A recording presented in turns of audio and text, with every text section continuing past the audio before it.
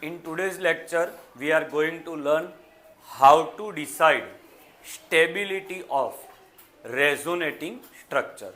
क्योंकि हमने last lecture में देखा कि कई कंपाउंड्स होते हैं जिसमें रेजोनेंस होता है। पूरे लेक्चर में हमने यही पढ़ा था कि कौन से कंपाउंड में रेजोनेंस होता है, कहाँ नहीं होता। आज बात यह है कि रेजोनेंस हो रहा है तो एक से ज़्यादा रेजोनेटिंग स्ट्रक्चर्स हो सकते हैं। थोड़ा रिकॉल करवाऊं, वो रेजोनेटिंग स्ट्रक्चर को हमने एक नाम दिया था कैनोनिकल स्ट्रक्चर्स। ओके, तो कैनोनिकल स्ट्रक्चर आपके पास एक से ज़्यादा ही होने वाले हैं, तो उसमें कौन ज़्यादा स्टेबल है, कौन कम स्टेबल है, वो देखना है। जो ज़्यादा स्टेबल होगा, यहाँ पे मैंने एक बहुत इंपॉर्टेंट पॉइंट लिखा है, जो ज़्यादा स्टेबल होगा वो ज़्यादा रेजोनेंस एनर्जी रिलीज करेगा। रेजोनेंस एनर्जी का मतलब क्या? जब मॉलिक्यूल के pi bond, pi electrons delocalise होते हैं, मतलब अपना लोकेशन बार बार चेंज करते हैं, तब कुछ एनर्जी को वो रिलीज करते हैं। That energy is known as resonance energy. Sir वो कितनी होती है? तो उसका एक फॉर्मूला है कि भाई आपके पास जो हाइब्रिड स्ट्रक्चर है उसकी एनर्जी क्या है और आपके पास जो कैनोनिकल स्ट्रक्चर है उसकी एनर्जी क्या है, वो दोनों के बीच का डिफरेंस। मान लो आपका हाइब्रिड स्ट्रक्चर की एनर्जी 500 आई और कोई रेजोनेटिंग स्ट्रक्चर, बार बार बोल रहा हूँ कंफ्यूज मत होना, हाइब्रिड स्ट्रक्चर वो ये सबको मिला के बनाया है, तो हाइब्रिड स्ट्रक्चर की एनर्जी लोएस्ट होगी। ओके, और यहाँ कैनोनिकल स्ट्रक्चर है, कैनोनिकल स्ट्रक्चर में से सबसे लोएस्ट एनर्जी जिसकी हो उसे ले लेना है, वो दोनों के बीच में माइनस करना है। That energy is known as resonance energy. But conceptually आप मेरी बात सुन लीजिए, हमें मैथमेटिकली नहीं जाना। रेजोनेंस एनर्जी क्या है? तो जब पाई बॉन्ड बार बार ऐसे घूमते हैं और फिर उसका आप हाइब्रिड ड्रॉ करते हो, तब बीच में जो एनर्जी मिसिंग है that is your resonance energy. अब जो मॉलिक्यूल ज़्यादा रेजोनेंस एनर्जी को रिलीज करेगा, उसका मतलब ये हुआ कि उसके खुद के पास एनर्जी कम हो गई, मतलब मॉलिक्यूल या आयन की एनर्जी कम हो जाएगी। और उसके कारण मैंने बार बार ये केमिस्ट्री में आपको बोला, ये ब्रह्मास्त्र है कि एनर्जी कम होना, स्टेबिलिटी बढ़ना, और जो ज़्यादा स्टेबल होगा वो हाइब्रिड स्ट्रक्चर में ज़्यादा कंट्रीब्यूट करेगा। अब कैसे डिसाइड करते हैं, हाउ टू अप्लाई, वो सब हम आज के लेक्चर में पढ़ने जा रहे हैं। ये टॉपिक मैं बार बार बीच में लेते रहूँगा, ये क्वेश्चन एक नहीं पढ़ा रहा, ये सब इसके ही क्वेश्चन है। जब मैं स्टेबिलिटी पढ़ा रहा हूँ तो आपको समझ जाना है कि क्वेश्चन ऐसा भी आ सकता है, which of the following gives highest resonance energy. सबसे ज़्यादा रेजोनेंस एनर्जी कौन रिलीज करेगा? तो जो सबसे ज़्यादा स्टेबल होगा।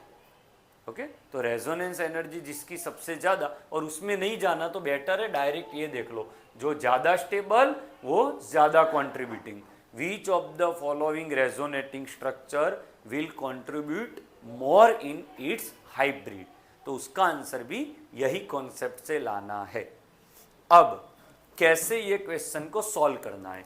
आपके पास एक से ज़्यादा कैनोनिकल स्ट्रक्चर होने वाले, बार बार पढ़ा रहा हूँ, कैनोनिकल स्ट्रक्चर का मतलब है पॉसिबल रेजोनेटिंग स्ट्रक्चर्स। चलो देखते हैं कैसे सॉल्व किया जाता है। तो मैंने एक पूरा सीक्वेंस लिखा है। सबसे पहले आपको जो दो या दो तीन चार, जो 4 2 3 को आप कंपेयर कर रहे हो, उसमें सबसे पहले क्या कंपेयर करना है कि कहाँ पाई बॉन्ड ज्यादा है। जिसके पास ज्यादा पाई बॉन्ड वो ज्यादा स्टेबल। अगर उससे आप आंसर नहीं कर पाए तो देखना है ऐसा कौन सा मॉलिक्यूल है जिसमें हर एक एटम का ऑक्टेट कंप्लीट है। उससे भी आंसर नहीं कर पाए तो देखना है कि एक न्यूट्रल है और एक चार्ज्ड है, तो neutral canonical structure is more stable then charge. अब चार्ज वाले 2 आ गए तो क्या देखना है? तो negative charge on more electronegative element. तो ये आपकी सीक्वेंस है। बट जब आप सेकंड पीरियड एलिमेंट देखते हो तो कोवेलेंट बॉन्ड नहीं देखना, पहले क्या देखना है, ऑक्टेट। हाउ टू अप्लाई वो देखते हैं।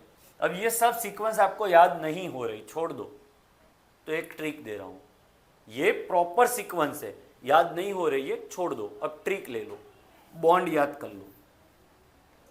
कौन सा वर्ड, अब इसका मतलब पढ़ाऊं, देखो बी का मतलब है number of pi,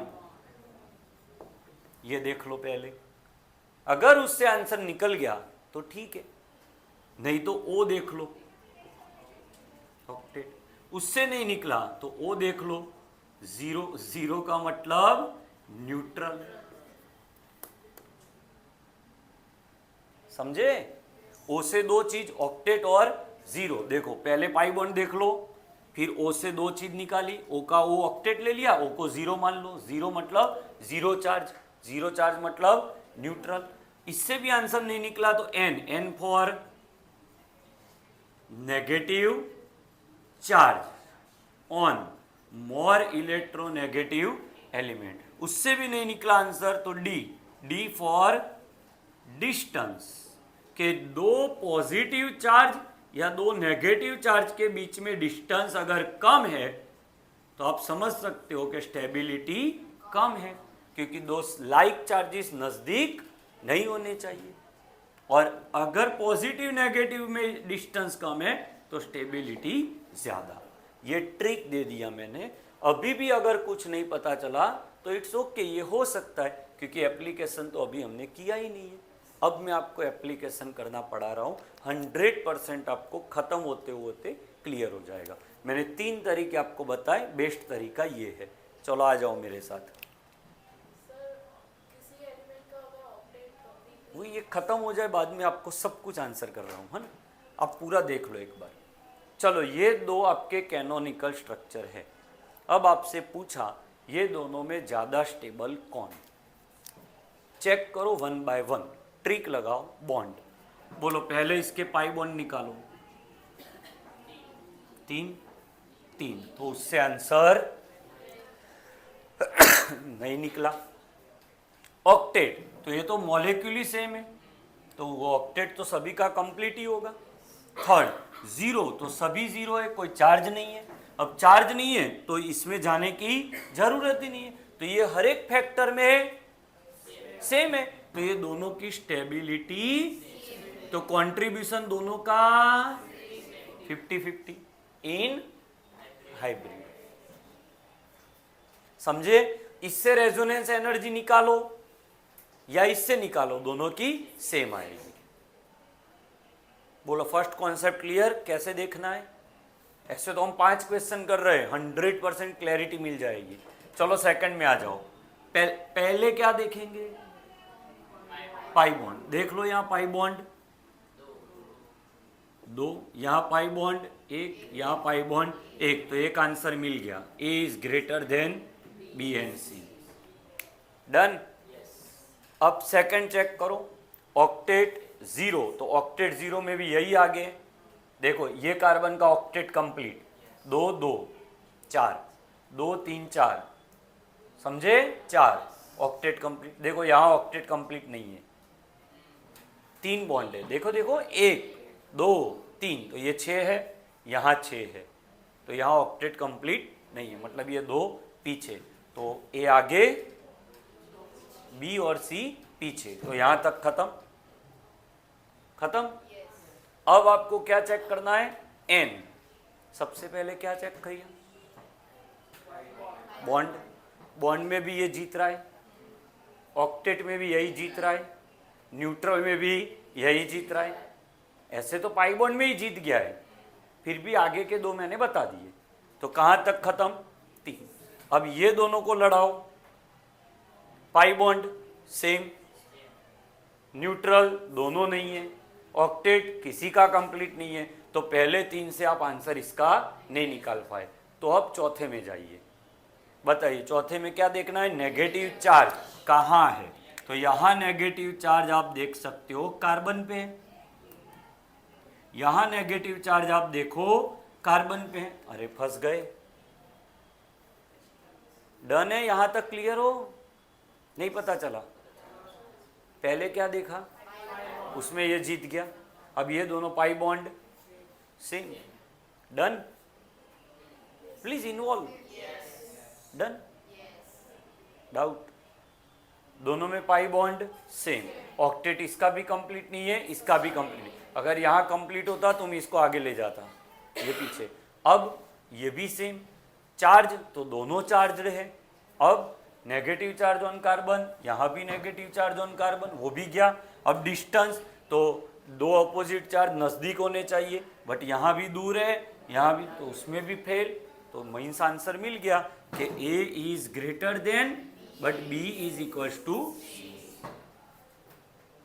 more contributing A, more resonance energy A, क्योंकि ए स्टेबल है मतलब उसकी खुद की एनर्जी कम है, इसलिए जो माइनस करोगे उसमें बड़ी वैल्यू में से कम वैल्यू माइनस करोगे तो आंसर बड़ा हो जाएगा।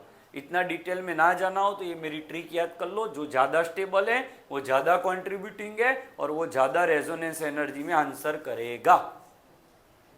डन है?